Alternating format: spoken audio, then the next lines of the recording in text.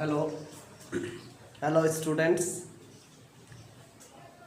जैसा कि आप जानते हैं कि मैं 12वीं वर्ग के कुछ चैप्टर के लगातार वीडियो आपके बीच अपलोड करते आ रहा हूँ। इसी क्रम में जैसा कि मैंने पहले बताया था आपको कि अगला जो क्लास होगा वो विद्युत द्विध्रुव के कारण विद्युत क्षेत्र की तीव्रता निकाली जाएगी, यानी electric field intensity due to an electric dipole. पिछले क्लास में मैंने देखा था कि एक ऐसा इलेक्ट्रिक सिस्टम जिसके पास नेट चार्ज 0 होता है, कुल आवेश 0 होता है, फिर भी वह इलेक्ट्रिक फील्ड प्रोड्यूस कर सकता है, यानी कुल आवेश 0 रहने पर भी विद्युत क्षेत्र बना सकता है। उस विद्युत निकाय को विद्युत द्विध्रुव माना जाता है। यानी विद्युत द्विध्रुव भी एक ऐसा निकाय होता है, एक ऐसा इलेक्ट्रिक सिस्टम होता है जिसके पास नेट चार्ज तो 0 है लेकिन फील्ड क्रिएट करता है। आज के क्लास से हम लोग जो आगे पढ़ने जाएंगे वो देखेंगे कि आखिर इलेक्ट्रिक फील्ड कैसे प्रोड्यूस करता है। कोई भी इलेक्ट्रिक डाइपोल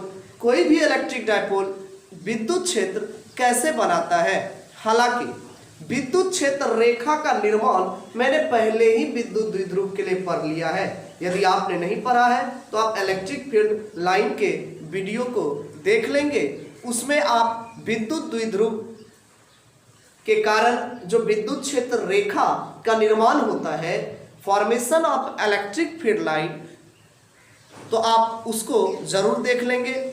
वहां पे आपको समझ में आ जाएगा कि विद्युत द्विध्रुव के कारण क्षेत्र रेखा का निर्माण कैसे होता है। आज हम लोग द्विध्रुव के कारण विद्युत क्षेत्र निकालने सीखेंगे।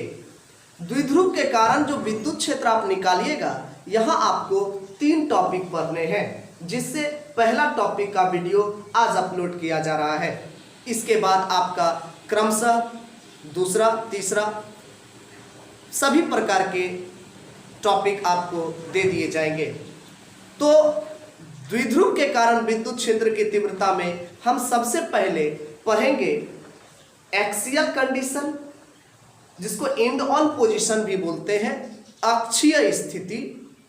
उसके बाद फिर निरक्षीय स्थिति को भी देखेंगे अगले क्लास में, और फिर आप किसी बिंदु पर ना तो अक्ष पर होगा ना ही निरक्ष पर होगा, नॉन एक्सियल पर, जिसको ब्रॉड ऑन पोजीशन भी बोला जाता है। और तीसरा पढ़ेंगे एट एनी पॉइंट।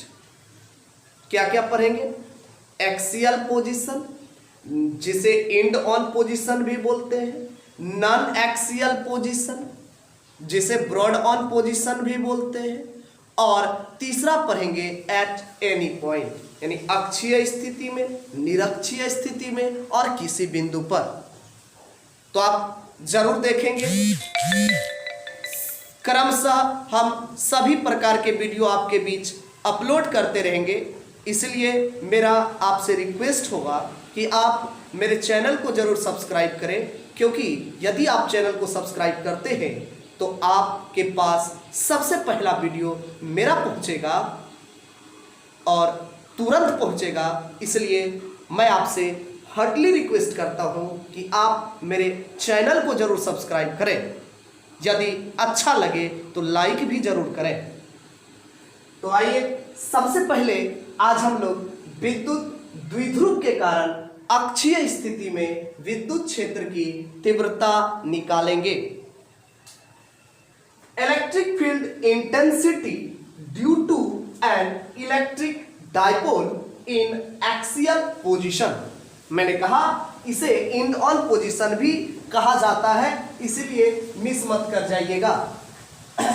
तो द्विध्रुव के कारण अक्षीय, निरक्षीय और किसी बिंदु पर, ये सभी बात को समझने के लिए सबसे पहले द्विध्रुव को भी जानना जरूरी है, जो कि पहले मैंने पढ़ाया है।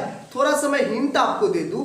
द्विध्रुव जिसमें प्लस और माइनस चार्ज एक दूसरे से अल्प दूरी पर स्थित होते हैं, जिसमें धन और ऋण आवेश एक दूसरे से बहुत ही कम दूरी पर स्थित होते हैं, उसे द्विध्रुव बोला जाता है। और उस दूरी को 2l कहा जाता है, जैसा कि मैंने पहले आपको पढ़ाया है। अब सुनिएगा, अक्ष, कल अक्ष के बारे में चर्चा मैंने किया था। अक्ष क्या होता है? दोनों आवेश को मिलाने वाली एक रेखा होती है, एक सीधी रेखा होती है, उसे अक्ष कहा जाता है। यानी दोनों आवेश को जो मिलाने वाली एक सीधी रेखा होती है उसे अक्ष कहा जाता है। निरक्ष जो एक ऊर्ध्वाधर रेखा गुजरती है, एक वर्टिकल लाइन गुजरती है द्विध्रुव के मिड पॉइंट से, उसको निरक्ष बोला जाता है। ब्रेन में बैठा लीजिए, निरक्ष का बात आएगा अगले क्लास में, मैं बात करूंगा उस पर, लेकिन थोड़ा सा अभी से ही ब्रेन में रखिए, फिर समझ में आसानी से आएगा। जैसे यदि पहले से पता हो कि ये क्लास आने वाला है और उसके बारे में थोड़ा सा भी ब्रेन में है तो बड़ा इंटरेस्टिंग क्लास हो जाता है ना। चलिए, तो सबसे पहले हमने क्या बताया कि अक्ष को कैसे जानिएगा? दोनों आवेश को मिलाने वाली जो एक सीधी रेखा होती है ये आपका अक्ष कहलाता है। ध्यान से देखिएगा, मैं आपको अक्ष, निरक्ष और किसी बिंदु तीनों के लिए एक छोटा सा फिगर ब्रेन में दे देता हूं। ये क्या हुआ भाई? ये आपका द्विध्रुव हुआ, माइनस चार्ज और प्लस चार्ज, डाइपोल, ऋण आवेश और धन आवेश, और दोनों का अमाउंट क्यू है, दोनों का मैग्नीट्यूड क्यू है, यानी दोनों का परिमाण आपका समान है। ये दोनों को मिलाने वाली जो एक लाइन गई ये आपका अक्ष हो गया। क्लियर है? तो इसको आप एक्सियल पोजीशन बोलते हैं, ये एक्सियल लाइन है। ठीक है, अक्ष,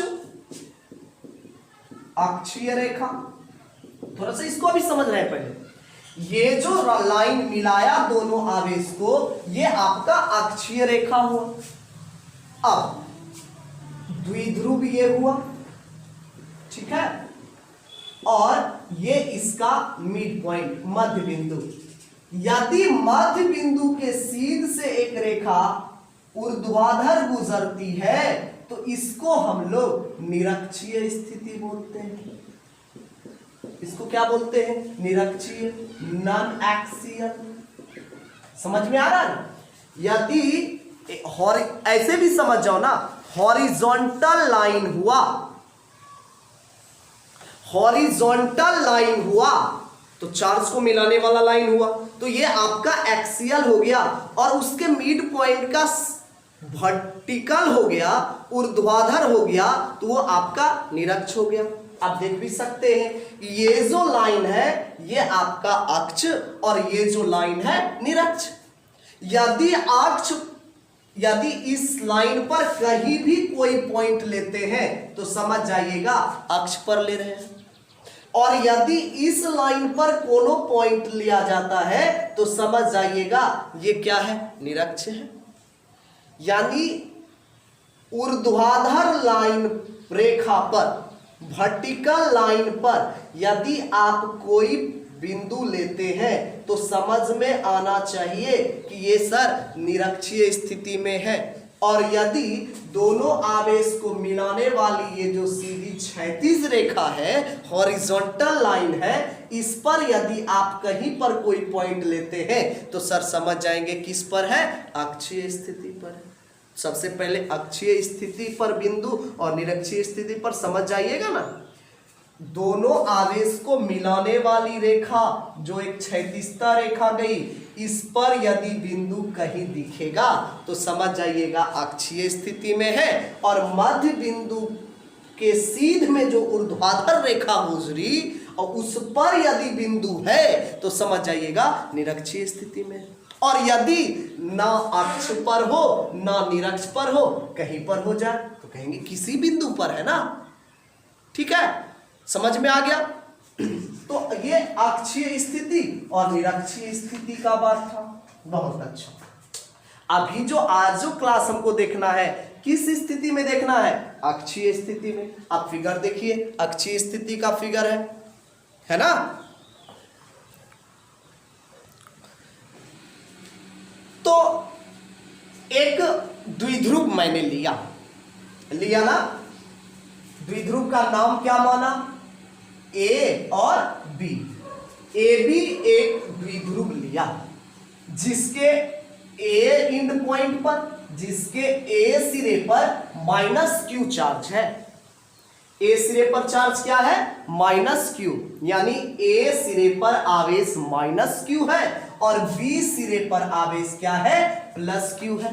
तो मेरा ए बी एक द्विध्रुव बनके तैयार हो गया, क्योंकि द्विध्रुव होने के लिए समान परिमाण के विपरीत आवेश को अल्प दूरी पर स्थित होना चाहिए। तो A पर -q आवेश हो गया और B पर +q आवेश हो गया। और हमने पहले ही बताया है कि आवेश के बीच की जो दूरी ली जाती है द्विध्रुव में कितनी? 12 दूरी ली जाती है, बताया था ना। आवेश के बीच की जो दूरी है वो परंपरागत रूप से 2l ली जाती है। तो मेरा द्विध्रुव क्या हुआ बताइए? ए बी एक द्विध्रुव है जिसके सिरे A पर -q और B पर +q आवेश स्थित है। दोनों आवेशों के बीच की दूरी क्या है? 2l है। दोनों आवेश के बीच की दूरी कितनी? 2l। इसका मध्य बिंदु जो O होगा, तो जब दोनों के बीच की दूरी 2l है तो मध्य बिंदु से इधर l और उधर l। तो इसी प्रकार से यदि मध्य बिंदु O है तो O से -q की दूरी l, O से +q की दूरी l, क्योंकि A +q और -q के बीच की दूरी कितनी है? 2l है। समझ में आ रहा है ना। एक द्विध्रुव क्या है? ए बी है जिसके सिरे पर -q और +q आवेश है। ठीक है, दोनों के बीच की दूरी कितनी है? 2l है। ये लेने की परंपरा है 2l लेने की, तो 2l ले लिया। अब मध्य बिंदु आएगा तो मध्य बिंदु यानी आधा l फिर आधा l। क्लियर है? द्विध्रुव की स्ट्रेंथ, द्विध्रुव की शक्ति, यानी कोई द्विध्रुव कितना ज्यादा इफेक्टिव है कितना कम इफेक्टिव है, इसको जानने के लिए कल मैंने एक क्वांटिटी का नाम लिया था। क्या लिया था? द्विध्रुव आघूर्ण, है ना। द्विध्रुव आघूर्ण जिसको P से डिनोट किया जाता था डायपोल मोमेंट। द्विध्रुव आघूर्ण, डायपोल मोमेंट। डायपोल मोमेंट को डिनोट किससे किया जाता था? P से। और P का फॉर्मूला कल क्या निकला था? Q × 2l। देखो, दो चीज तो ब्रेन में जरूर रखना, ये दोनों फॉर्मूला और ये दोनों फॉर्मूला कल भी मैंने कहा था ब्रेन में रखने के लिए। एक पॉइंट चार्ज के कारण, बिंदु आवेश के कारण विद्युत क्षेत्र की तीव्रता, इलेक्ट्रिक फील्ड इंटेंसिटी, फॉर्मूला क्या था बताइए? 1/4πε0 Q/r² था ना। फॉर्मूला क्या था? E = 1/4πε0 Q/r²। क्या था? 1/4πε0 Q/r²। यही फॉर्मूला था ना। एक तो ये फॉर्मूला ब्रेन में रखना होगा और दूसरा फॉर्मूला डायपोल मोमेंट का P = Q × 2l। यस ना। P = Q × 2l। तो दो फॉर्मूला आपको ब्रेन में रखना पड़ेगा। तो चलिए, लैंग्वेज तो मेरा क्लियर हो गया। क्या हुआ लैंग्वेज क्लियर? ए बी एक विद्युत द्विध्रुव है। ए बी क्या है? एक विद्युत द्विध्रुव है जिसमें सिरे A और B पर +q और +q आवेश स्थित है। दोनों आवेश के बीच की दूरी क्या है? 2l है। ठीक है। अब इसका जो मध्य बिंदु O माने थे, O से, और ब्रेन में एक चीज रखना है, जब आप फील्ड इंटेंसिटी निकाल रहे हो या इससे आगे जब चैप्टर हम लोग पोटेंशियल का पढ़ेंगे, विभव का पढ़ेंगे, तो इसमें एक चीज ब्रेन में रखना, एक कन्वेंशनल परंपरा चली है कि मध्य बिंदु से दूरी मापी जाती है। कहां से दूरी मापी जाएगी? मध्य बिंदु से। तो मध्य बिंदु O से कितना दूरी पर? R दूरी पर। मध्य बिंदु O से कितना दूरी पर? R दूरी पर कोई एक बिंदु क्या है? C। कुछ भी मान सकते हैं, मानने के लिए आप फ्री हैं। P भी मान सकते हैं, C भी मान सकते हैं, D भी मान सकते हैं। यहां पर मैंने क्या माना? C। मध्य बिंदु O से कितना दूरी पर? R दूरी पर एक बिंदु C। बताइए तो किस स्थिति में है? अक्षीय। बोला था ना अभी, यदि आवेश को मिलाने वाली रेखा पर हो तो अक्षीय, और मध्य बिंदु के सीध में चला जाएगा तो निरक्षीय। निरक्षीय को देखेंगे बाद में, लेकिन सबसे पहले अक्षीय देख लीजिए। आवेशों को मिलाने वाली रेखा के सीध में जो बिंदु आई वो आपका अक्षीय स्थिति में है। बहुत अच्छा। तो मध्य बिंदु O से कितना दूरी पर? R दूरी पर किस स्थिति में? अक्षीय स्थिति में। बिंदु का क्या माना है? C। और यहां पर विद्युत क्षेत्र की तीव्रता ज्ञात करनी है। तो लैंग्वेज तो इजी हो गया ना। देखिए, द्विध्रुव के मध्य बिंदु O से कितना दूरी पर? R दूरी पर किस स्थिति में? अक्षीय स्थिति में बिंदु C है जिस पर विद्युत क्षेत्र की तीव्रता ज्ञात करनी। लैंग्वेज आसानी से आप लिख सकते हैं। अब द्विध्रुव आघूर्ण एक हम लोग क्वांटिटी मानते हैं वेक्टर P, और कल बताया था। बताइए तो P का डायरेक्शन किधर से किधर? माइनस से प्लस, था ना। तो P का डायरेक्शन जो है ऋण आवेश से धन आवेश की ओर होता है। तो वही बात मैंने लिखा, द्विध्रुव आघूर्ण P है जिसकी दिशा ऋण आवेश से धन आवेश की ओर होती है। लैंग्वेज क्लियर हो गया? तो सबसे पहले मैंने फिगर और लैंग्वेज देख लिया। अब थोड़ा सा एक चीज ब्रेन में रखना होगा। मैंने कहा जब आप ये फॉर्मूला प्रूफ कर रहे हो ना, जब आप एक्सप्रेशन निकाल रहे हो ना, तो ज्यादा ब्रेन में ज्यादा टेंशन नहीं होना चाहिए। ब्रेन में क्या रहना चाहिए?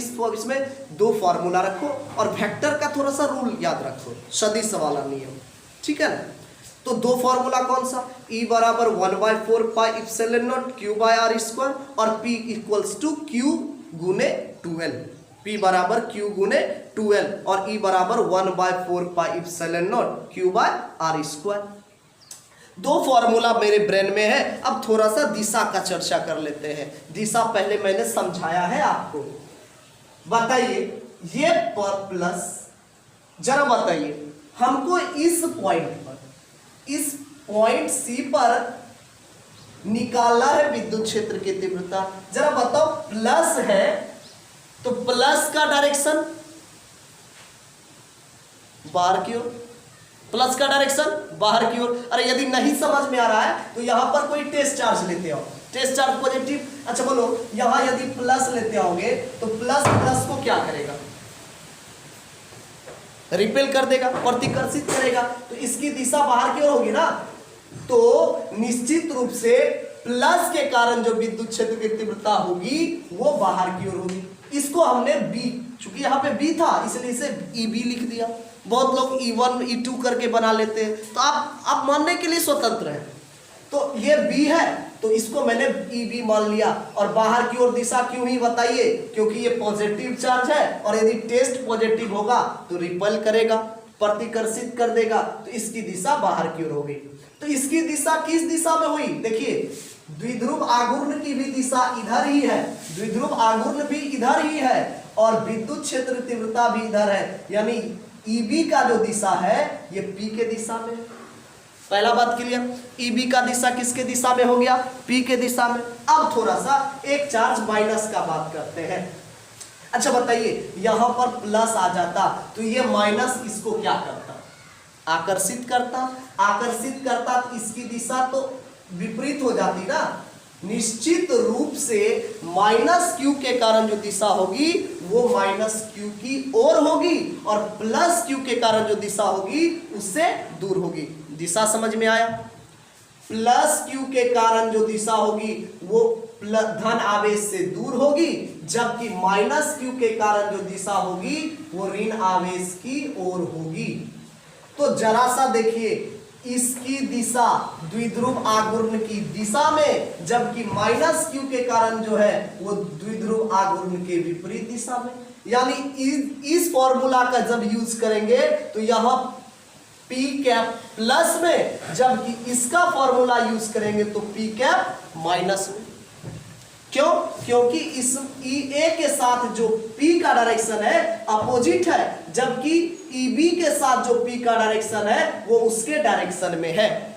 यानी EB और P एक ही दिशा में है, जबकि EA और P विपरीत दिशा। आप देख ही सकते हैं, इसका सिरा देखिए, ये सिरा, ये देखिए दोनों विपरीत है। इसलिए जब EA का काम करोगे ना तो निगेटिव P लेना, और जब EB का काम करोगे ना तो P को पॉजिटिव लेना। ब्रेन में रहेगा ना? EA का काम करोगे तो P को निगेटिव, चूंकि डायरेक्शन देख सकते हो अपोजिट है, और EB का जब काम करोगे तो P को पॉजिटिव लेना। चलिए, तो हम सबसे पहले प्लस Q के कारण, उसके बाद माइनस Q के कारण, फिर नेट इलेक्ट्रिक फील्ड इंटेंसिटी निकालेंगे। तो आइए सबसे पहले प्लस Q के कारण विद्युत क्षेत्र की तीव्रता निकालते हैं। फॉर्मूला क्या बोला था? 1/4πε0 Q बाय R स्क्वायर। जब प्लस Q के कारण करोगे, देखो ये तो कांस्टेंट है जिसकी वैल्यू आपने पहले भी पढ़ी है, 9 × 10⁻⁹ पढ़े ना? तो ये आपका कांस्टेंट टर्म है। चार्ज आपका Q है तो ये भी चेंज नहीं होगा। तो जरा चेंज कौन होगा? R, दूरी। जब आप Q के प्लस Q के कारण निकाल रहे हो तो दूरी आपको BC लेनी होगी, ठीक ना? और BC दूरी क्या होगी बताइए? ये BC दूरी क्या होगी? अरे मध्य बिंदु से दूरी R है और ये L है, तो R में L हट गया। देखो तो ये दूरी R थी ना, O से C का, और ये दूरी L है, और R में जब L हट गया, इसका मतलब घट गया है ना? R में L हट गया तो R माइनस L, तो BC कितनी हो जाएगी? R minus L। अच्छा, जब माइनस Q के कारण करोगे तो AC दूरी को जरा गौर देखिएगा, ये आपका R और इधर आपका L, और AC चूंकि पूरा है तो R प्लस L। इसका मतलब जब प्लस, देखो ये कांस्टेंट Q भी आपका दोनों मैग्नीट्यूड सेम है, तो दोनों की स्थिति में Q बराबर होगा। बदलने वाला बात R है। जब प्लस Q के कारण करोगे ना तो इसको BC ले लेना, और जब माइनस Q के कारण करिएगा तो AC ले लीजिएगा, ठीक है? तो बदलने वाला कौन है? सिर्फ R। प्लस Q के कारण BC और माइनस Q के कारण AC, और BC डिस्टेंस कितना? R माइनस L, और AC डिस्टेंस कितना? R plus L। प्रॉब्लम नहीं ना? तो माइनस Q के कारण जब करोगे तो देखो ये दोनों कांस्टेंट रहा, BC कर दिया, BC किया ना। अब अभी कुछ देर पहले बताया था EB, देखो तो किसके डायरेक्शन में है? Along the direction of P, यानी EB जो है वो P के डायरेक्शन में है, P की दिशा में है, और जब समान दिशा में हो तो प्लस की माइनस, प्लस, तो P कैप ले लिया प्लस में। जरा सा BC को थोड़ा सा चेंज कर दो, अभी मैंने सिखाया था BC निकालने के लिए। BC कितना हो जाएगा? R माइनस L, तो BC को मैंने ले लिया R माइनस L। कोई प्रॉब्लम? EB मेरा आ गया। अब EA किसके कारण? माइनस Q के कारण। तो मैंने क्या कहा है कि 1/4πε0 चेंज नहीं होगा, चूंकि मैग्नीट्यूड चार्ज का, आवेश का जो परिमाण है वो Q ही है, तो Q भी चेंज नहीं होगा। चेंज क्या होगा? दूरी। जब माइनस Q के कारण लाओगे तो दूरी आपका हो जाएगा AC। तो दूरी क्या हो जाएगा? AC, और AC कितना है? L। कितना है? L, और फिर ये R, तो R प्लस L। तो AC की दूरी क्या हो जाएगी? R plus L। अब चूंकि P का डायरेक्शन इधर और EA का डायरेक्शन इधर, दोनों की दिशा जो है वो विपरीत दिशा में है, यानी EA और EB दोनों विपरीत दिशा में है। तो विपरीत दिशा में है तो P को क्या लेना है? निगेटिव। दिशा समान रहे तो पॉजिटिव और दिशा विपरीत रहे तो निगेटिव। तो इसमें P को क्या ले लिया, निगेटिव। क्लियर है। अब मेरा आराम से आप EA भी निकाल सकते हैं। तो EA आपका क्या हो गया जरा बताइए, 1/4 pi epsilon naught Q bar AC कितना हुआ, R प्लस L का होल स्क्वायर, और माइनस में है P। क्या माइनस में क्यों है, क्योंकि direction along the opposite direction of P, यानी P के विपरीत दिशा में है।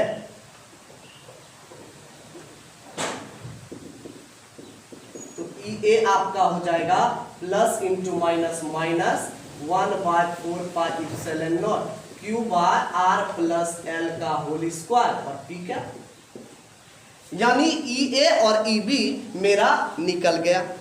अब हम कुल विद्युत क्षेत्र की तीव्रता निकाल लेंगे बिंदु C पर। दोनों का आराम से दोनों का ऐड कर देंगे। दोनों का ऐड जैसे किया, दोनों को जैसे जोड़े, EA को भी और EB को भी, और मेरा आराम से निकल जाएगा विद्युत क्षेत्र की तीव्रता। ठीक है ना।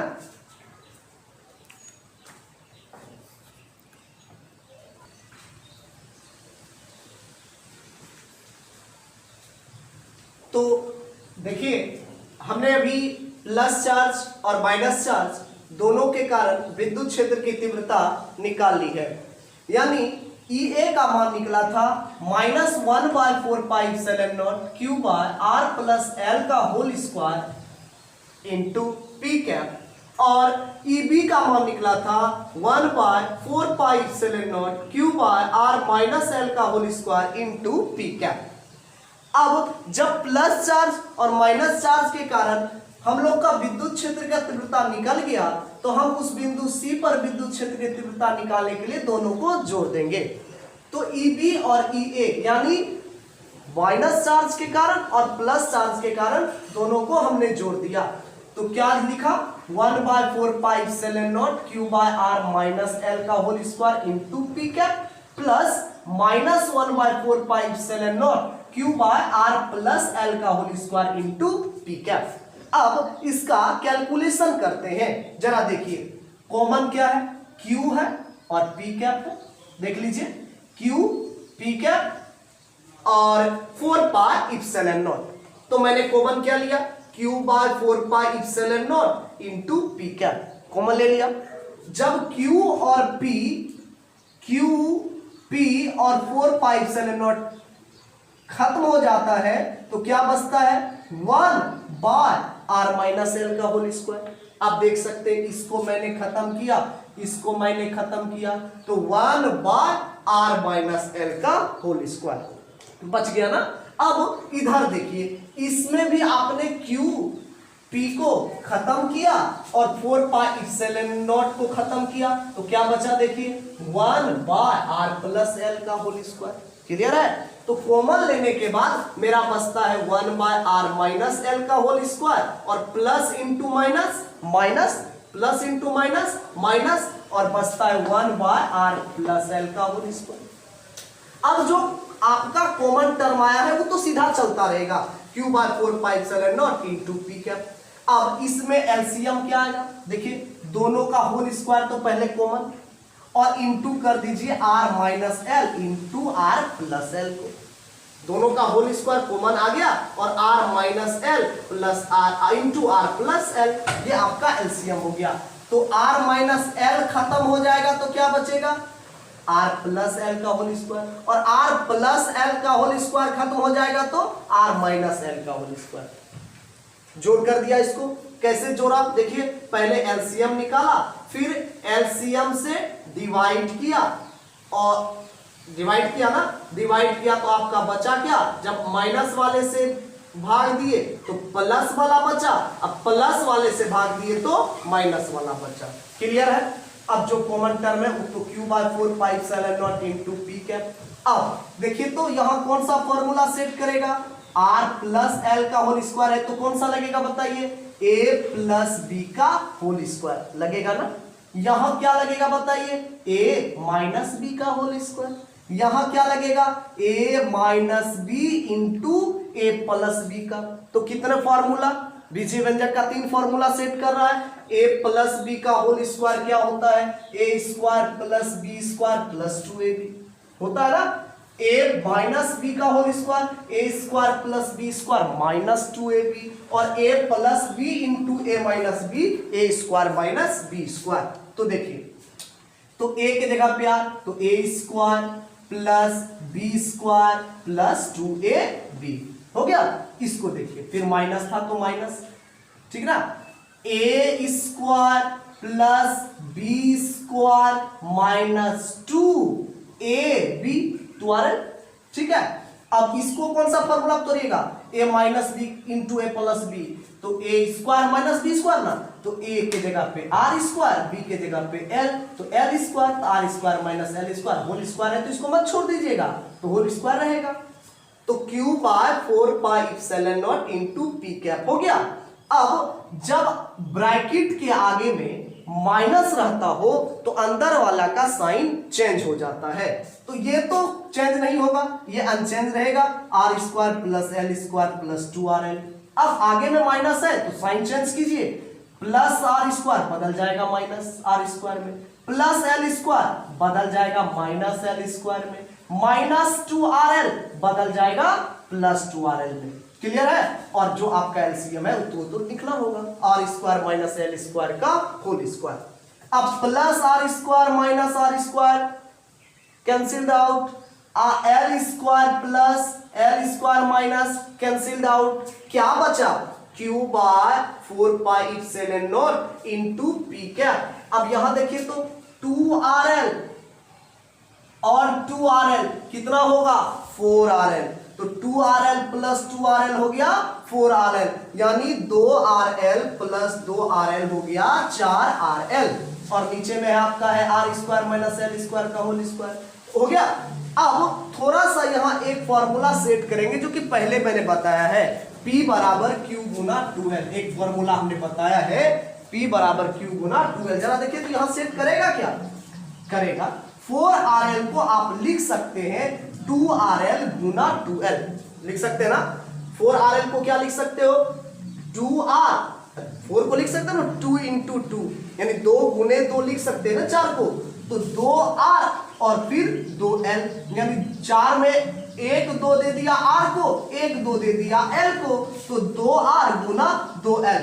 तो देखिए 2l यहां लेते आइए, तो q गुना 2l, q गुना 2l आ गया by 4 pi epsilon naught R square minus L square का whole square into P cap. मेरा आ गया ना, कोई प्रॉब्लम यहां तक? अब q गुना 2l को आप क्या लिख सकते हैं? p। q गुना 2l को क्या लिख सकते हैं? p। इसको आपने p लिखा और p लिखा तो p by 4 pi epsilon naught, क्या बचा यहां? 2r by R square minus L square का whole square into P cap. अब यहां एक चीज समझने वाली बात है, बताइए 2l क्या था? सर 2l था द्विध्रुव की लंबाई, क्या वो बहुत ज्यादा था? नहीं, मैंने पहले ही कहा था द्विध्रुव बनाने के लिए आवेश के बीच की दूरी अल्पतम ली जाती है, मिनिमम ली जाती है। ओ तो मिनिमम दूरी है, तो यानी r के रिस्पेक्ट में r दूरी की तुलना में तो बहुत कम दूरी है। बहुत अच्छा, तो l स्क्वायर का जो मान होगा वो r स्क्वायर से बहुत बहुत छोटा होगा, तो इसीलिए हम लिखते हैं l स्क्वायर का जो मान है, यानी l तो बहुत ही अल्प दूरी है ना, जब दूरी छोटा हो तो किसी के कंपैरिजन में तो उसको नगण्य मान लिया जाता है, ठीक ना, ब्रेन में रखिएगा। एल स्क्वायर आर स्क्वायर की तुलना में बहुत बहुत छोटा, देखो इसका देखो सिरा किधर मुड़ा हुआ है, आर स्क्वायर की तरफ, यानी एल स्क्वायर छोटा है। एल स्क्वायर का मान आर स्क्वायर की तुलना में बहुत बहुत छोटा है, तो आर स्क्वायर की कंपैरिजन में आर स्क्वायर की तुलना में एल स्क्वायर को नगण्य मान लिया जाता है, ठीक है ना। तो एल स्क्वायर चूंकि बहुत छोटा है आर स्क्वायर से, इसीलिए एल स्क्वायर को नगण्य मान लिया।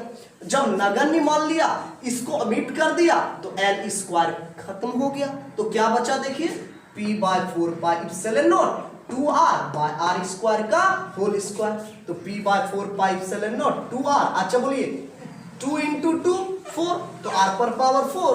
अब एक r ऊपर पे और एक 4 r नीचे में है ना, तो कितने r बचेंगे? 3 r, तो r का क्यूब बचेगा। तो मेरा हो गया p/4πε0 2/r³। इसी को हम लिख सकते हैं 2 × p 2p, तो 1/4πε0 2p/r³ × p cap. p cap बताओ पॉजिटिव आया कि निगेटिव? पॉजिटिव आया। इसका मतलब विद्युत क्षेत्र तीव्रता की जो दिशा होगी वो द्विध्रुव आघूर्ण की दिशा में होगी, यानी electric field intensity due to an electric dipole is in magnitude 1/4πε0 2p/r³, but in the direction of electric dipole moment, यानी विद्युत क्षेत्र तीव्रता की जो दिशा है वो तो द्विध्रुव आघूर्ण की दिशा में है, और परिमाण आपका आ गया 1/4πε0 2p/r³। इसलिए हम लिखते हैं कि विद्युत क्षेत्र तीव्रता का जो परिमाण है वो 1/4πε0 2p/r³ है, और दिशा जो है वो द्विध्रुव आघूर्ण की दिशा में है।